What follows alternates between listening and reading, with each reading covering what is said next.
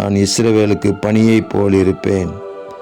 அவன் லீலி புஷ்பத்தைப் போல் மலருவான், லீபனோனைப் போல் வேரூன்றி நிற்பான் என்று எழுதப்பட்டிருக்கிற வார்த்தைக்காக எங்கள் தேவாதி தேவனுக்கு கோடான கோடி ஸ்தோத்திரங்கள் உண்டாகட்டும். அன்பின் பரலோக தேவனே, இந்த நாளிலும் உங்களை நேசிக்கிற உங்கள் பிள்ளைகள், உங்கள் இரத்தத்தினால் கழுவப்பட்ட உங்கள் பிள்ளைகள் உலகத்தில் பிரகாசிக்கும்படி செய்வீராக.